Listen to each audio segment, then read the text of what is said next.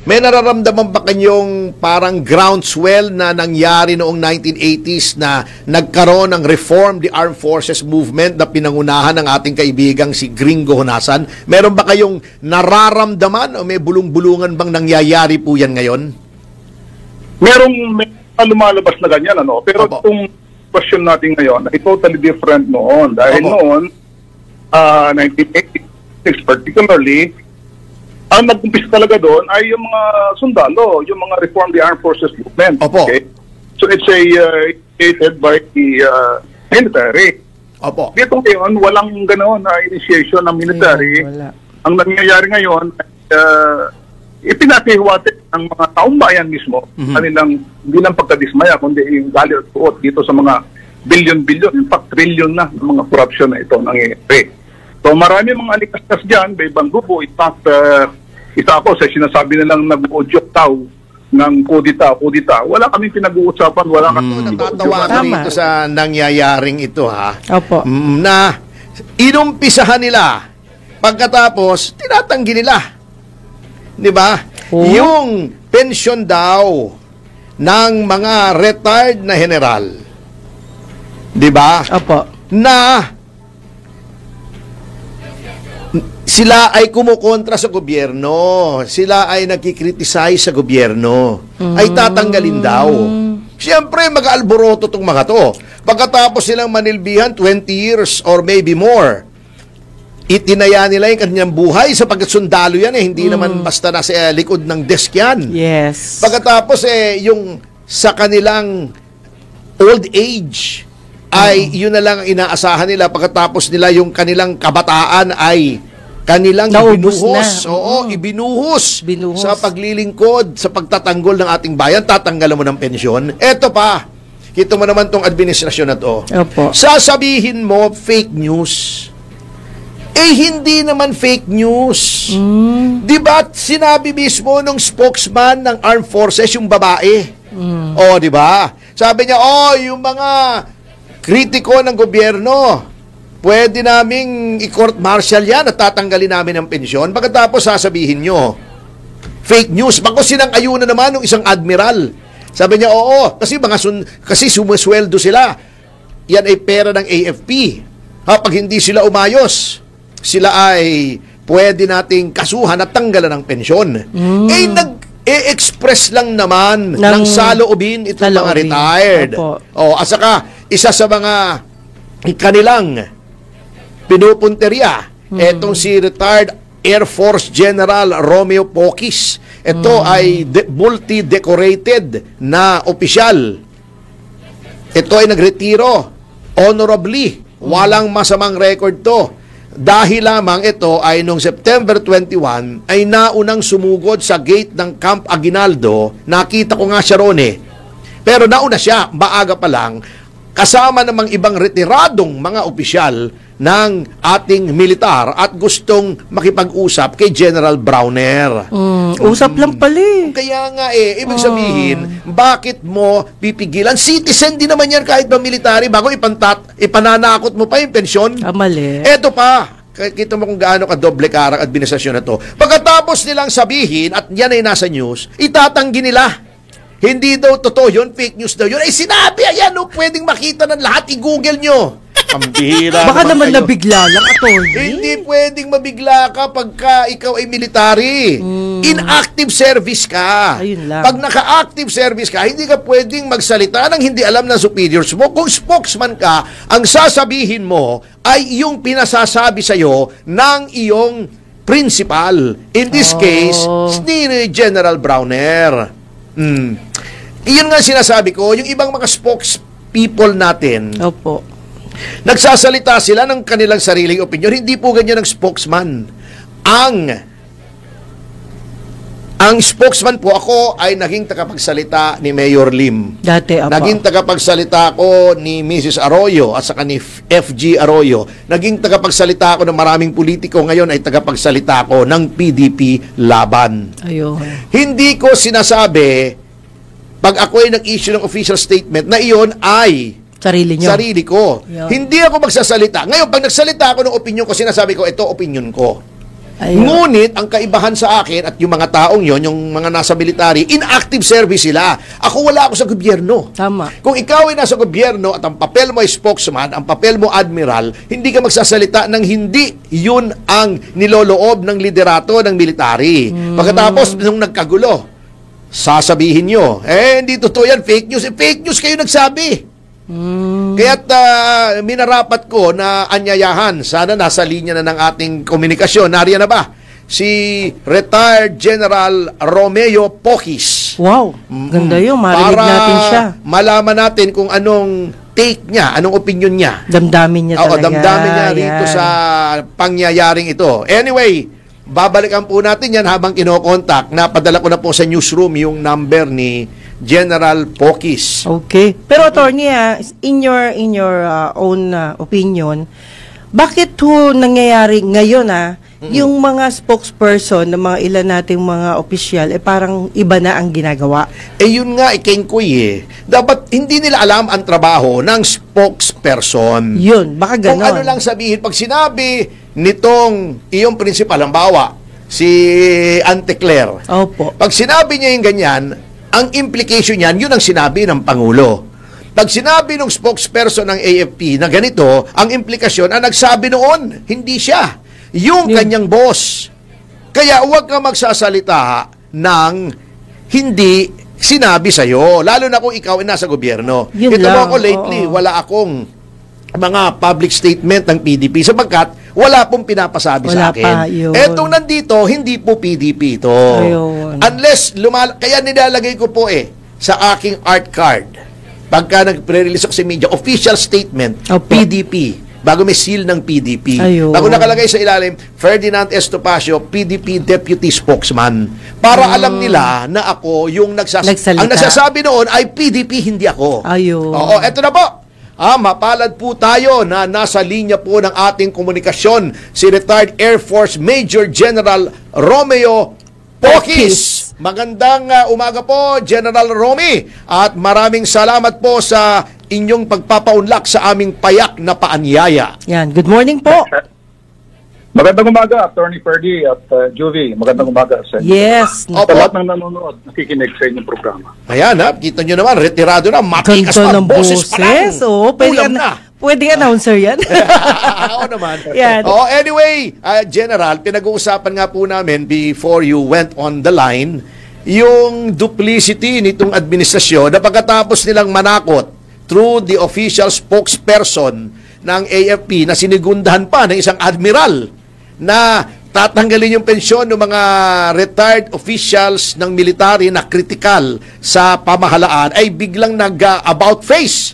Wala naman sa parade ground, biglang about face. At sinabi fake news daw. Ano po bang masasabi nyo rito, General Poquis? Yun naman, itong spokesperson ng Armed Forces, nagsasalita dyan. Hindi rin na-analyze masyadong. So, threat yun threat yun kami. Opo, definitely implied threat yun. It was a non-too-subtle threat. Tama po yun. At klarong-klaro naman doon sa public press conference na gano'n nga nangyari. Tapos na doon, sinasabi nilang, dapat daw Binawi. Gano'n. Nag-about face sila. About face. Ayun. At General, alam kong malawak ang network nyo among the retired military officials, lalong-lalo na yung mga flag officers. Ano po ang common sentiment o general sentiment ng ating mga retiradong mga opisyal dito sa ginagawa ng ating armed forces ngayon? Ang una sa lahat, hindi lamang itong sa armed forces, ginagawa ng armed forces, kundi itong nangyayaring massive corruption dito sa ating bansa. Opo. Kami mga retirado, mga official man o mga ordinaryong sundalo, awal, ay iisang damdamin namin. Talagang masama ito nangyayari ito sa ating bayan. Definitely po. Marami man kaming mga iba itong alliance namin, mga mediations, mga organizations, pero pare-pareho damdamin. Ito ay pinapahiwatig namin kasi hindi lang naman kami ang damdamin ng gano'n. Yung buong bayan, yung mga taong bayan na mismo, nagsasabi, nagalit. Kaya ito yung aming ipinapihiwatig din Opo. sa mga kasama natin sa movement namin. Mhm. General, napabalita na noong September 21 at nakita nga tayo roon sa may gate ng Camp Aguinaldo. Ngunit napabalita po na maaga daw po kayong pumunta roon together with other retired generals at you requested to see the Chief of Staff, si General Romeo Browner, yung inyong katukayo. At obvious naman na hindi po kayo napagbigyan. Tama po ba ito? Ganito, hindi na pagbigyan, nakipag-meeting kami kay General Bronner noong September 20. Opo. Okay? Kasi maraming kumakalat na mga, yun nga, kasama sa fake news yan, disinformation, Opo, ayun, buti na klaro natin. Fake news, Itong UPI. Tapos, pumunta kami doon para i-clarify. Pakilala sa nila yung movement na ito ng People's Initiative. Kasi Opo. by non-political, non-partisan, non-violent, sa Opo. rule of law based ng So, yun nga, pinakilala namin. Tapos, andun lahat ng mga battle staff, lahat ng joint staff, andun, mga generals. Opo. Kasama na meeting na yon. Opo. So, klaro naman. Of course, alam naman natin ang position ng armed forces yan ay yung mandate nila based on the Constitution is to protect the people and the Opo. state.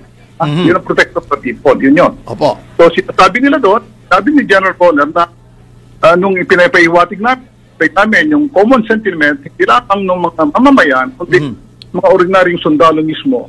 Sinasabi naman niya na hindi sila kipi, hindi sila dine, hindi sila bulat. So, kung nararamdaman ng taong bayan, nararamdaman din.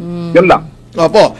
Sa inyong assessment bilang isang dating mataas na opisyal ng ating sandataang lakas, how restive are the members of the ordinary rank and file soldiers tungkol po sa nangyayaring corruption na ito?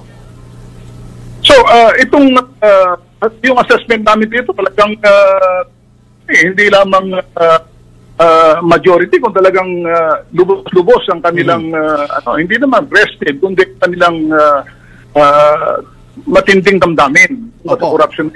Of course, hindi nila pwedeng ipahiwatig yan openly or in public dahil nako-uniforme sila eh. Alam naman natin yan. Of course, opo. Pero kanilang mga pamilya, kamag-anak, gano'n, ay damang-daman natin sa Manila ang nangyayaring pandarambong dito sa ating bayan. Opo. Hindi mo iikwas yan na gano'n sundalo. May nararamdaman ba kayong general? Last question po ito bago ko kayo i-turn over kay Ma'am Juvie.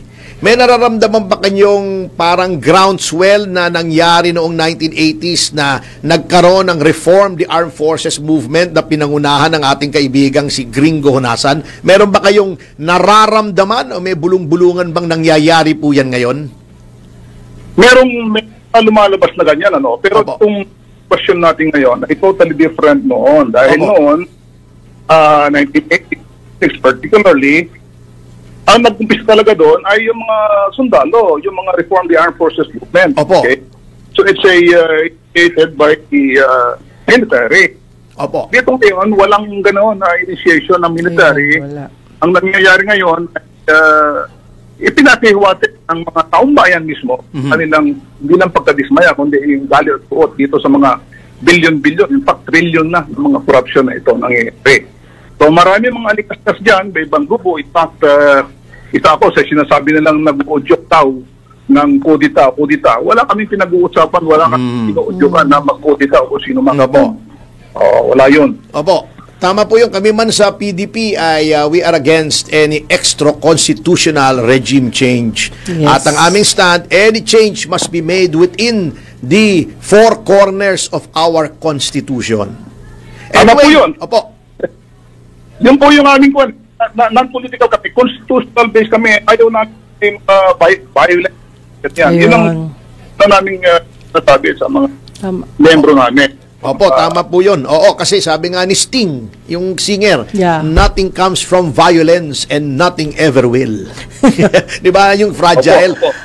No, nothing comes from violence and nothing ever will. di ba? Ayan. May kantang ganun. Anyway, Opo. General, si Ma'am Juvie ay may mga konting katanungan po sa inyo. Oh, General, Opo. proud lang po ako sa inyo. At syempre, proud din ako sa mga kagaya rin po ninyo na men in uniform. But then, General, sa ganitong nangyari, anyway, nangyari na po, nasabi yung mali, di ba? Fake news nga daw. So, pakinggan din ho natin sana sila kung fake news yon. At least, nilinaw po ng ating kinauukulan dito sa gobyerno ngayon. So, ngayon po, ano pong next step natin para ho maging maayos din yung communication? Minsan ho, kasi marami yung miscommunication na ipinadadala ng mga tao na hindi naman ho talaga totoo actually. Kasi kagaya na nasabi nyo, ayaw nyo ng kaguluhan. Gayon din po ang mga taong naniniwala sa Panginoon, ayaw ng kaguluhan, di ho ba? Opo, tama po yan, Ma'am Juby. Kaya po, General, ano pong ipapaalala natin sa mga tao na para hindi basta-basta naniniwala sa mga ganong sa panta? Kasi ayaw din ho natin na Hindi nga fake news ito eh. Okay. Oo. Sige. Malinaw na malinaw na sinabi nila yon bago umatras sila. Okay. Oo. Anyway, Okay. sige po. Ano pong nyo Opo masasabi? yun, kaya po, ang ginawa namin at Police Initiative ay talagang pag-usap kami Okay kay General Donner para magkalipagan. Kasi maraming lumalabas talaga, sinasadya yung information, mga ganyan. So, nakikiusap tayo na maski sa armed forces kuminsan, nadudulat sila eh. Yung mga spokesperson nila, masyadong yung eager beaver. Sa linyada, nakikita talagang dapat nilang sabihin. Dapat, kasi anong nangyayari yun? Parang sila pa yung nag-create ng instability. Diba? Okay. They're Correct. Opo.